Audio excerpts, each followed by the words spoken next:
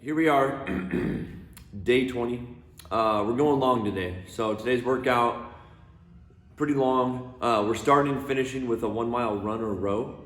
But we could also, if you haven't run for a while or if you don't have access to a rowing machine, you could even do a 2 mile bike ride. Just kind of something that you can move without having to think about too much, I guess. On the run, if you haven't been running much, we could scale that run down to something where you just go run for 10 minutes or less.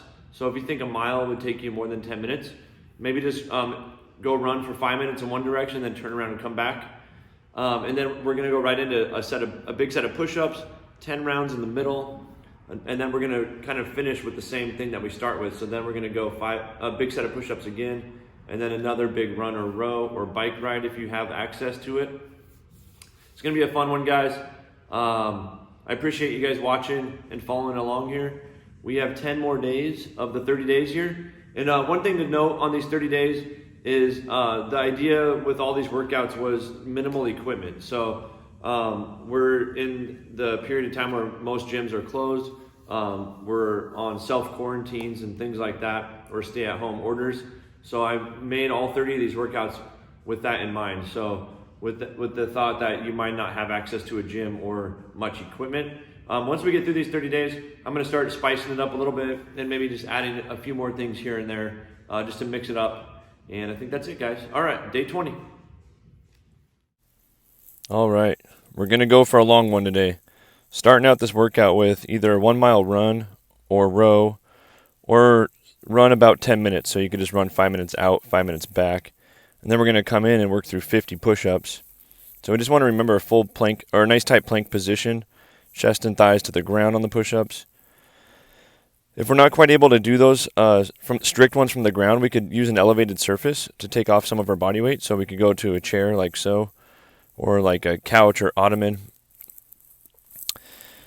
Once we work through those 50, so they don't have to be unbroken, you could do sets of 10 or whatever you can manage.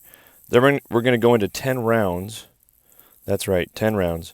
Starting out with 5 double swings. So the idea here is to go from one movement to the next in succession to complete the round without setting the kettlebell down, and then rest as needed before going to the next round.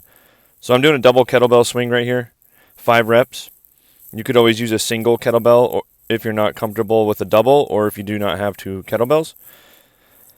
And then we're going to go into something called a SOTS press here. Or sorry, I'm showing you the single swing right there. So that's one way to modify it. You could just switch your hands. Instead of doing 5, maybe you would do 6. So you could do 3 on each side.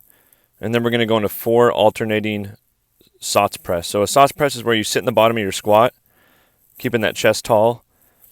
And then we're going to press one side, bring it down, and then press the other with the other side. Just for 4. That could be very challenging. So you could just do one single kettlebell if you're not quite comfortable with the double. So I'll show you an example here. That's what it looks like with one. So you can just do 2 on one side, 2 reps on the other. Or we can modify to a standing strict press. So we just stand tall and press, keeping that stomach tight, keeping the knees locked out. From here we're going to go into 5 push press. So in the push press, we want to make sure when we do our dip and drive, it's just a little bend in the knees.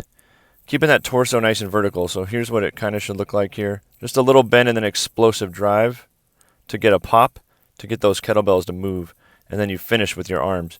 We don't want to lean back like so, and we don't want to lean forward. So really focus on, imagine that your back was just kind of staying right up against like a wall, and you had to slide up and down the wall.